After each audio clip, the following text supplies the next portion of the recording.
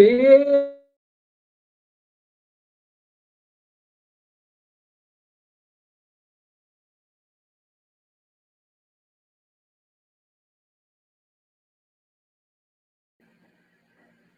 Beija-flor, minha escola, minha vida, meu amor. Minha beija-flor da minha cidade, Nilópolis, conquistou o carnaval aí de 2025. Meu amigo, não é fraco, não. Agora a gente vai falar muito aí sobre o Vascão da Gama. Daqui a pouco tem jogo lá no Newton Santos, e a gente vai estar partindo para lá daqui a pouco. Estou me arrumando aqui já para lá. 21h30 tem jogo, né? E a gente tem que levar as energias positivas o Vasco da Gama.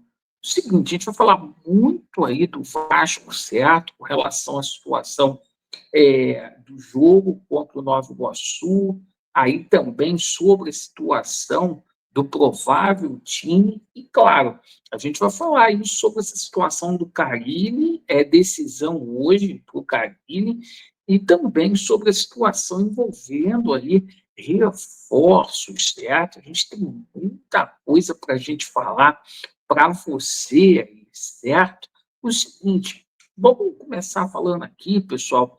Você se inscreva no nosso canal aí, por gentileza. Quem puder se inscrever, claro, certo?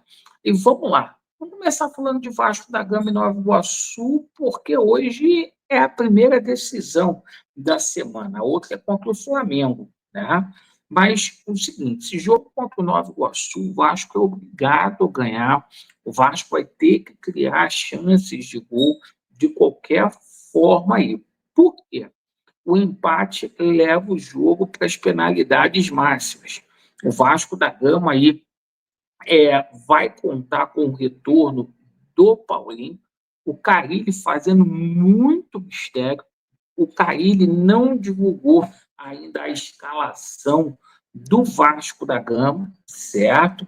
Ontem teve uns aí que ele poderia entrar até com os 3 recém-contratados estrangeiros aí, o Lloyd, o Garré e o Nuno como titular. Depois o Globo Esporte desmentiu essa situação aí. Enfim, independentemente de quem for a campo, fica a nossa confiança que o Vasco hoje quebra o tabu aí contra o Nova Iguaçu, de 4 jogos sem vencer, e mais, né? Quem vencer vai colocar 3,5 milhões no bolso. O Vasco que já ganhou 1,7 milhão na primeira fase, certo? E é um jogo decisivo aí para o Carille, né? O Carille com algumas escolhas, não levou o Zucarello, enfim, muita pressão em cima do Carille hoje lá no Engenhão, certo? O Vasco, mesmo que não venha apresentar um jogo ali contundente, o Vasco tem que ganhar aí sem sustos aí do Nova Iguaçu, que tem uma equipe montadinha, né? Vai jogar no contra-ataque e o Carille não está conseguindo, né? Simplesmente demonstrar aí aquela qualidade técnica e tática que a gente imaginou, né, que o Vasco iria fazer aí no início desse campeonato carioca. É um campeonato carioca muito, muito sofrível, né? Mas assim, sorte para o Carille, hoje está com a cabeça aí a prêmio caso não vença. Vamos falar aqui agora sobre a situação envolvendo reforços, tá?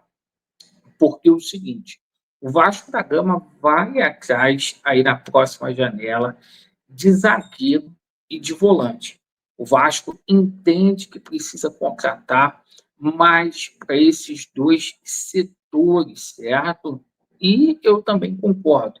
A gente até imaginava ali que o setor de meio campo, por exemplo, que os volantes estavam tudo ok, mas a gente viu ali que quando o Vasco joga com equipes mais fortes, né, melhor montado, o Vasco tem muita dificuldade dificuldade ali na marcação. A situação de zagueiro aí não é novidade para ninguém desde o ano passado, né?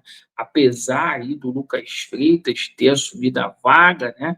Às vezes aí por o João Vitor deixa muito também a desejar. Então, Vasco indo atrás de zagueiro e de volante, tá? E a gente passa aqui duas situações para vocês, tá? Situação do Brian Palacios, confirmadíssimo, chega aqui no Vasco na próxima semana e hoje, de forma exclusiva, na parte da manhã, eu disse para vocês sobre a possibilidade do retorno do jogador Thales Magno ao Gigante da Colina. Por quê? O Thales Magno não está bem com o Ramon Dias lá no Corinthians. O cara estava arrebentando a boca do balão, aí do nada chegaram novos reforços lá, ele foi, barrou o Thales Magno, né? E o Thales Magno ali, pô, tá querendo meter o pé do Corinthians. A gente tomou conhecimento que o Vasco teria interesse aí no retorno do jogador que joga do lado de campo, um setor ali que é muito, muito precário, certo? Para o Vasco da Gama. Então, a gente espera aí, né, que isso acontecendo, o atleta possa vir realmente se apresentar aqui ao Vasco da Gama por empréstimo, né? O Thales Magno que pertence ali ao Grupo City, né?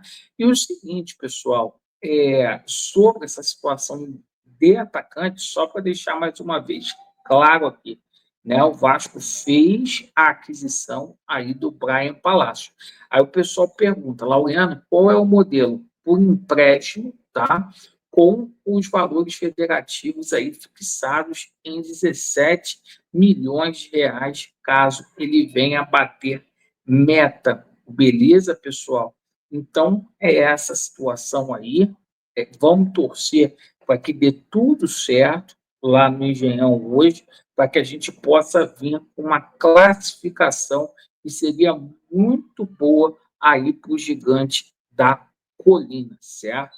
Para a gente ir para a terceira fase aí dessa Copa do Brasil aí, igual a gente chegou longe no ano passado. Eu acredito. Você acredita? E a gente tem que vencer hoje. Por quê? Para dar moral para a gente poder pegar o Flamengo no próximo sábado. Perfeito? Vasco neles e a verdade prevalecerá. Valeu.